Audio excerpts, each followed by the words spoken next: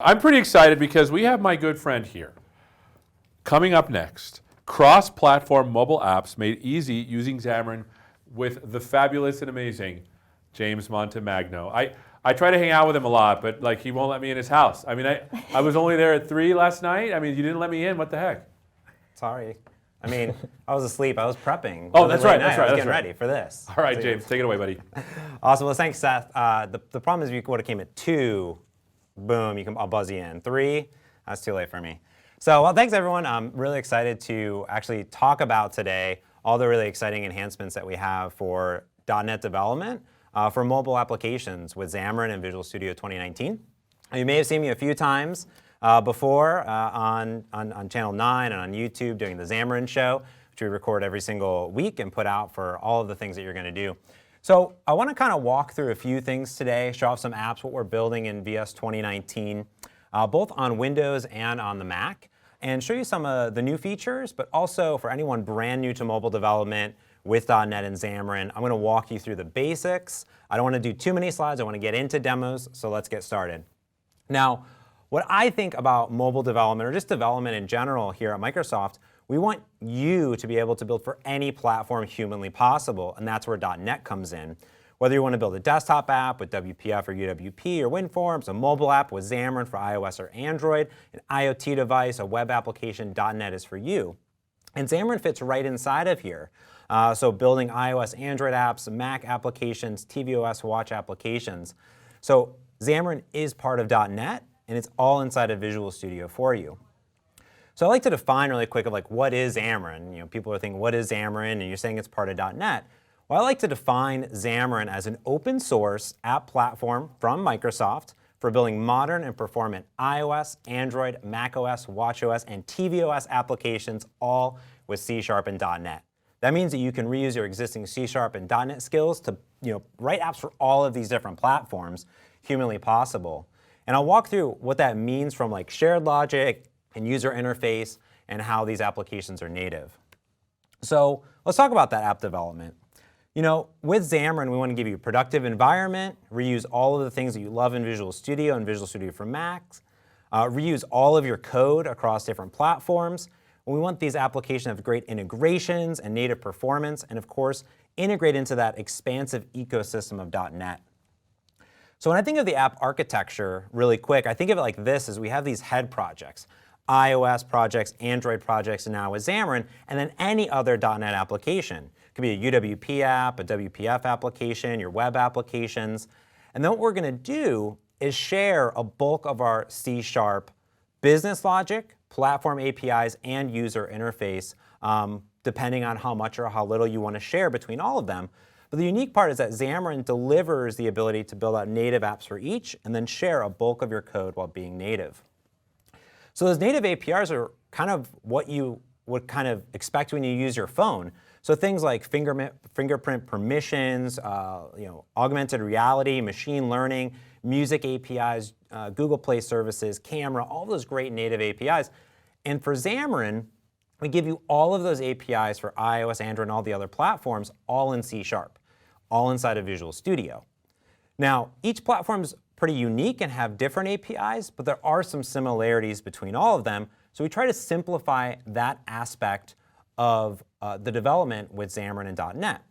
And that's why we created Xamarin Essentials, which is a single library that enables developers to access native APIs from a shared single cross-platform library. So things like secure settings and preferences and geolocation, connectivity, all from a single API.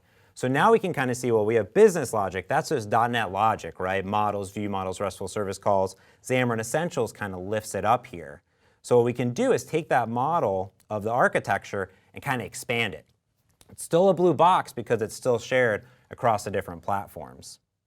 But what about the user interface bits and pieces of it? You can build out native UIs on each platform, but we also thought about, well, developers wanting to share even more code. And that's where Xamarin Forms comes in, which is a library that enables you to share cross-platform user interface on different platforms like iOS, Android, and UWP. So I like to define it as an open source mobile UI framework from Microsoft for building iOS, Android, and Windows apps with .NET from a single shared C# code base. Now, what's great about this is that you take that exact same model, right, where we had C# business logic, models, view models, RESTful service calls, Xamarin Essentials, and now Xamarin Forms for your user interface. And you can mix and match as much or as little of this as you want. So it could be all of your app, some of your app, or none of your app, because you can still build out native Android user interfaces and iOS user interfaces as well. But most of our developers on average share over 80% of code across all these different platforms. So let's just get into it. Let's build an app. So I'm going to go ahead and just pull up Visual Studio 2019, our Get to Code experience. And when you say create a new project, what you're going to find in here is all the project templates that you would expect. And over here, we can go ahead and drop down and tap on mobile. And when you say project type mobile, you're going to see all of the different Xamarin projects and .NET projects in here. You can also come in and say, I want Android or iOS or tvOS or Windows platforms specifically. And what you note is that we have Android projects, iOS projects, Android Wear, watchOS. Down here we have these binding libraries which enable you to bring over native libraries from iOS and Android into your Xamarin apps, and even tvOS applications right here from this toolbox. If you select mobile app, that's going to give you the cross-platform user interface with Xamarin Forms. It even says Xamarin Forms right there. And when you select Next, you can create your project, and you get a few more options here. So we've redone some of these, and here we can go ahead and tap on Master Detail for like a flyout navigation, tabbed, a blank application, and we have a new preview of Shell, which handles all of your app navigation. Now, on any of these, you can select your platforms, add additional platforms like UWP or other ones in there, and you can even add a ASP.NET Core Web API backend. So I've already done that and configured it just like this, and what I'm going to do is open that project and walk through it. So here I am inside of it. So let's zoom in a little bit, because I love to zoom. And what we'll notice here is that I have an Android project, an iOS project, and a .NET Core, ASP.NET Core Web API backend. So this backend here is just a standard, API controller. I actually have it running here inside of Kestrel, which is our cross-platform web server backend that will enable me to debug locally on my Android device. And these head projects are just kind of what I described there. And I also have a .NET Standard library, which is just my first mobile app. And under SDK, it's a .NET Standard library. It has my models. I have services in here, view models, and I have shared XAML user interface across all these platforms for iOS, Android here. Now, I also have some NuGet packages. So I have like JSON.NET. You can pull down basically anything from NuGet. Then I have Xamarin Essentials and Xamarin Forms. I'm also bringing in a new library that we just released called Xamarin Forms Visual Material that will enable me to do material design across each of the platforms that we support, which is really nice for iOS and Android. So this is just like a .NET Standard library. Here's everything that we see. And what I want to show you is what sort of the user interface looks like at a high level. So we have that item controller, and we need to query it. So in my code behind, I have a items view model. Here I'm just going to use all C#.NET that'll be shared across. I have an observable collection of items. When I want to load them, I will simply call execute load items. It's going to go off to my data store, which I'll show you in a few seconds here, and then add those items to the list. Now in my user interface here for my items page, we have cross-platform XAML with Xamarin Forms. So inside of here, it's an XML representation of my user interface. So over here, I can pull out a toolbox, drag and drop controls right on the XAML. I can go ahead and tap on one of the controls. I get my property grid on the bottom right that you'd expect. And here I have a list view. So here I'm going to go in. I can see my item source as items. I've pulled the refresh enabled. And then inside of this data cell, I'm going to give it a representation to display an icon and also a label here of the text and description. Now it's just C#.NET logic, nothing crazy. So when I make that web backend call, it's going to look a little bit like this. I have my Azure Data Store. It has an HTTP client that I've used for years. I have a URI that I specify with a backend. And over here, I'm doing a few interesting things. Notice when I say get items async, it will go and get a string to call the API and use JSON.NET to deserialize it. It will also check for internet connectivity using Xamarin Essentials on iOS and Android. So a single API to check internet access there. Now the important part is that I've configured this app for a specific URL since I'm running it local. Here, I've set my backend just to be localhost, but notice that on Android, since it's going to be an emulator, we're going to just do the Android IP address for localhost. And again, I'm going to use Xamarin Essentials to say, am I on Android? Use 10.0.2.2.500, else use localhost 5000 for like iOS or UWP. So here I can pull up my Android emulator, and we'll go ahead and bring up the web server in the backend. And I'm running my Android emulators here on top of Hyper-V. So we've extended Hyper-V to support the native Google Android emulators right out of the box. You can run Google Play services if you want on it, anything that you want. And here, the application is loading. And here we have some tabs on the bottom. And it's going to go and make a web request and get some items. If I come in, add a new item, and I say hello world, and we'll go ahead and drop that down and hit save up here. We'll notice that this is running in the back end, and in fact, I have Swagger running over here, and if I try out my web API, hit execute over here, we can see that this hello world right here is coming from my app, which is really cool.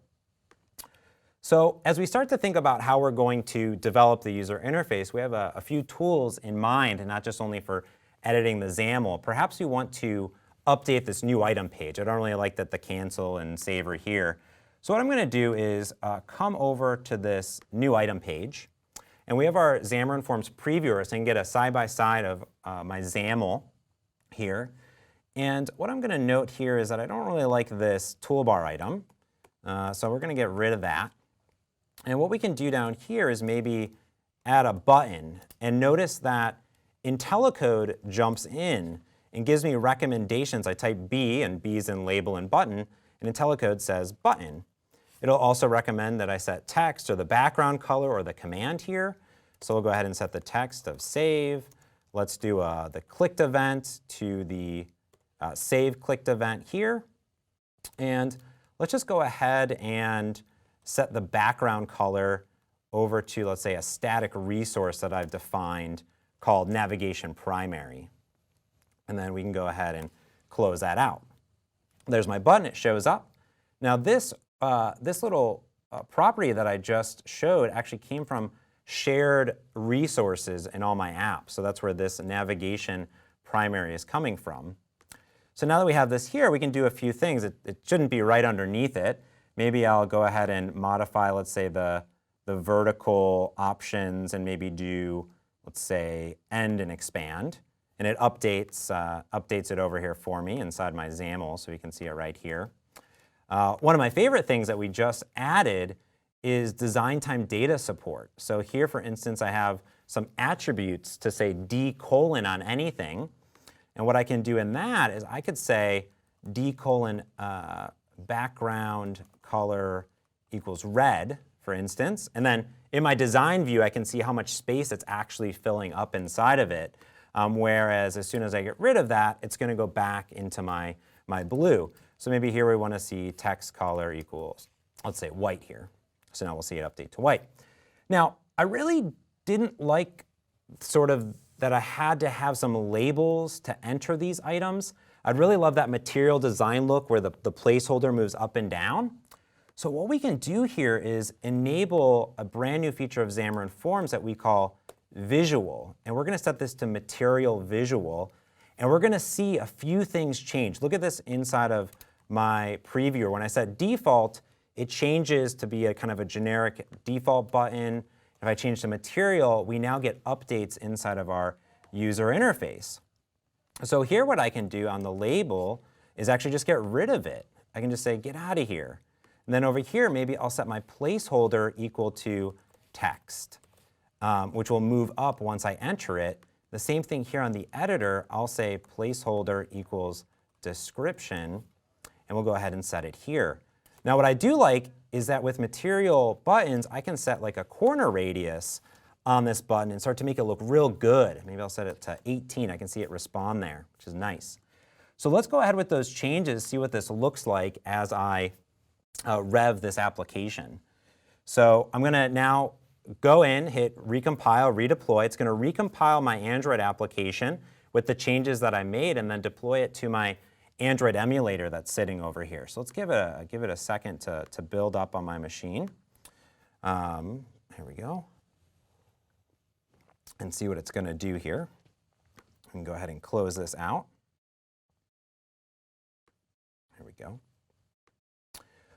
And those design attributes that I showed work on any property, and I'll show you a little bit more what that looks like. So we've relaunched. We've worked a lot on optimizing the build time. So you'll see a lot of improvements in Visual Studio 2019 for both iOS and Android. So here I have my application. Since I'm still running against that web server, I get that hello world. Now I can hit add again. Now we're going to get really nice material design here on both of these with literally zero work at all. And I'll say hello over here, and I'll say from material design. There we go. And then on this button, I get this really nice effect, and I can save that back out and go ahead and it updates, and I'm good to go. Now, what I want to show, though, is that inside this application, I can also debug it right here on iOS with those same changes. I have it connected here to my Mac, right here on the local guest network, and I can just see all of my iOS simulators right here, or plug in a physical device to my Mac and have it debug over onto my iOS device or simulator. Now you may be saying, okay, well, there's a simulator now. This is our remoted iOS simulator that we have when I hit debug. Where is that running? How can it talk to the web API backend? Well, the simulator is running on my Mac, and we're sort of porting it over to the Windows machine. So I took the same project and ran the web server over on my Mac, since this is literally running on localhost on my Mac, which is pretty nice. So now I'm in a full debug session from my Windows machine right here onto my iOS simulator. When I hit add, I have the same exact material design that I would expect to have just like I had on my Android device. I can hit done here, then we can hit save. So boom, now we have the same exact application talking a web API backend from my Windows machine. But I want to kind of take this a little bit further and tell you some of the other things that we're doing here, especially with the design time data. So remember I had this big list of data here, and I want to kind of rev on it a little bit. And if I pull out the previewer at this point, we're going to see basically nothing inside of it. So it'll initialize up here, and we'll see a big blank page. Well, that's because there's, a list of items and literally nothing in it. But I could take advantage of our good friend design time data. So here we have an item source. And what I can do is kind of bring in a little templated code, give it a design item source. So here I'll go ahead and copy in this item source. And what I'm going to do is simply say empty strings at this point. And I could say hello from Visual Studio. Now we see the frame because there's 3 items inside of here. And if I wanted to, I could come down and simply say d:\text. And I could set this equal to hello, for instance, which makes all of them hello. Or I could say binding dot, which is really nice. And I say hello from Visual Studio. Now let's take it to another level, though, because what I can do is not only just give it strings, but give it full items inside of here. So let's go ahead and replace this item source of strings with the actual model. So what I've done here is I've added 2 items. One that says Scott Hanselman loves tacos, and a picture of his face, which is inside my iOS and Android project. And then Visual Studio 2019 is an amazing IDE. So here we have an icon, also a first name. So if I remove this icon, we'll see it update with T there. If I come in and put the icon back, which I even get IntelliSense for there, to scott.png, we'll go ahead and see Scott show up. Now this is nice because I've bound this icon and the text first, and if I simply remove this design, I'm going to be using the real bindings, but using design time data with very, very little energy or effort at all. And I can come in and just see Scott's beautiful face staring back at me over and over and over again, which is exactly how I want to develop all of my applications, which is why I developed a Scott Hanselman application that I've been building live and updating with all these new features. So I have Scott just looking at me right on my iOS and Android device 24/7, which is pretty great. So those are some of the new features we have, but I want to show you what this looks like when I take this exact same project and open it up in Visual Studio 2019 for Mac. So I'm going to swap over my HDMI right now over to my Mac. Here we go. And what we'll go ahead and see once it's on the screen is the same exact project.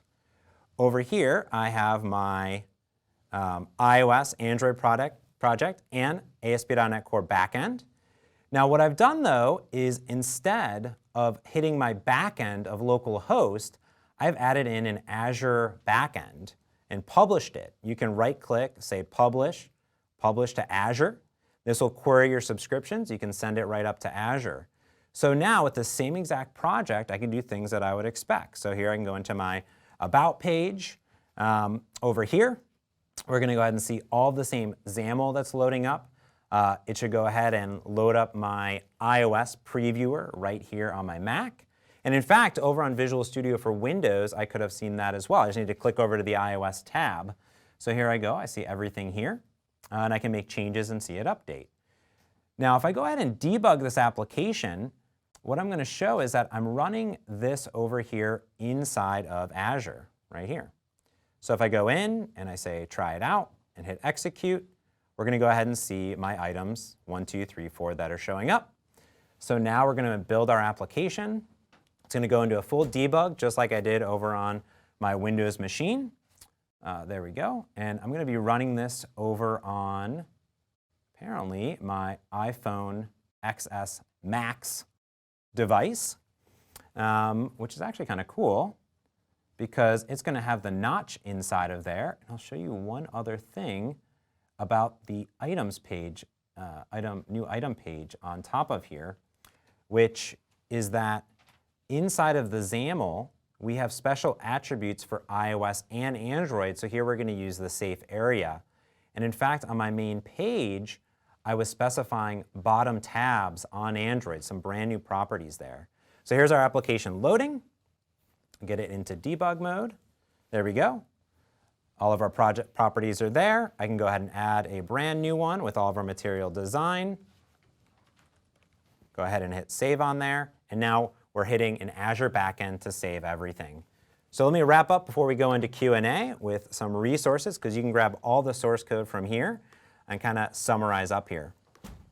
So you've kind of seen end-to-end building an application, what you get out of the box, but a lot more. Some of the brand new tools that we have built right into Visual Studio 2019, like IntelliCode support for all of your XAML and C#, and some brand new previewer and Android Hyper-V emulator.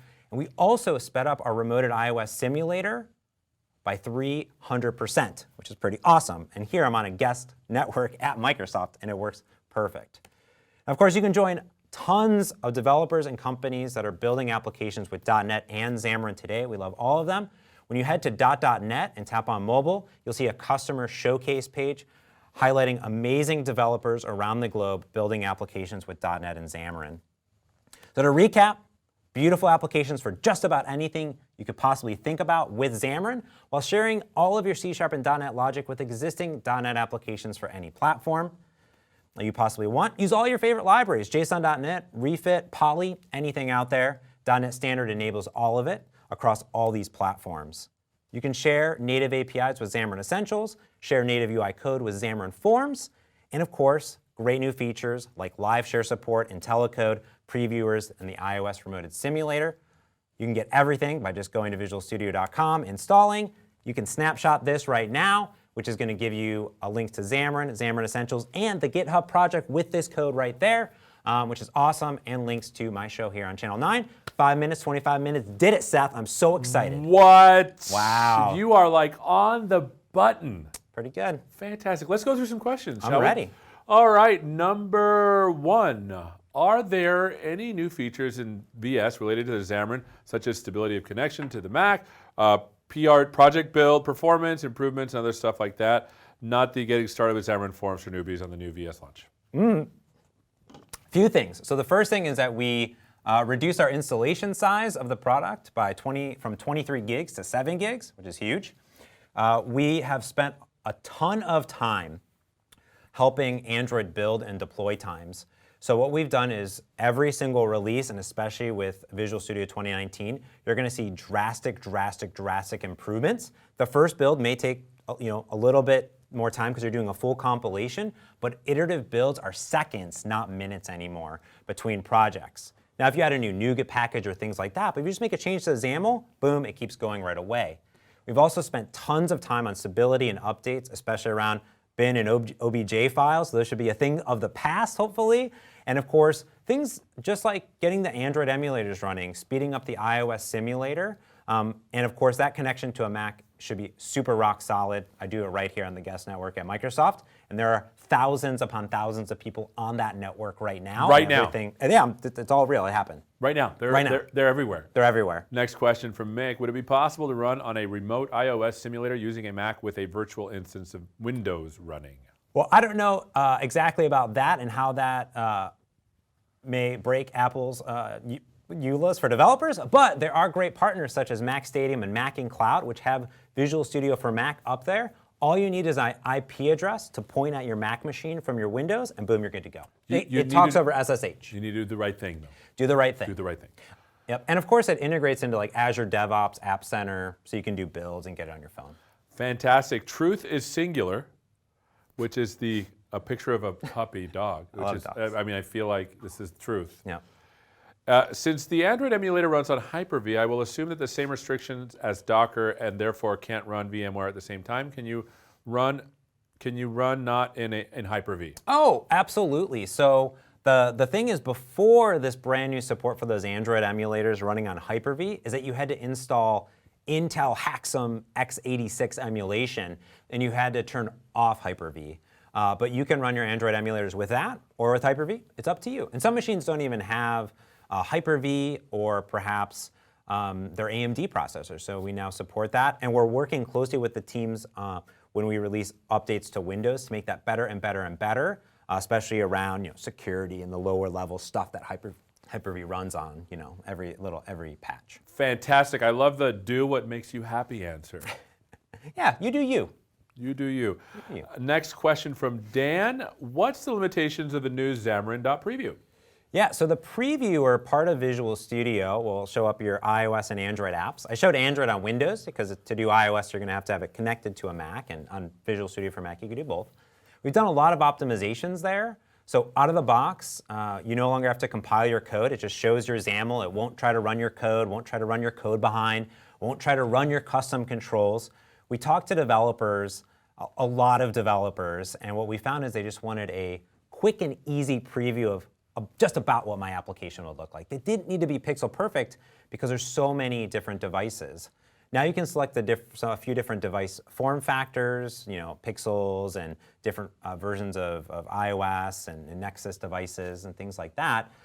You still may run into some limitations, like if you try to you can opt in to run your custom code, but if you try to make web requests or do crazy low-level things on your machine, like that's going to break. So you can turn that off, though. You can opt out of that, which is the default. So you can kind of flip the bits back and forth. But we have updated documentation on docs.microsoft.com, so take a look for that. Awesome. Rapid fire, because we're running out of time. Does Xamarin Essentials now provide an abstraction layer over the iOS Android native mapping functionality? Absolutely, yes. It supports iOS, Android, and UWP. It's included in every single template inside of Visual Studio 2019. It's completely open source and available in GA today. All right, rapid fire. Is material visual available for Xamarin iOS without forms? Absolutely. You can grab the package called Material iOS. You can tweet at me afterwards, but it's available on NuGet.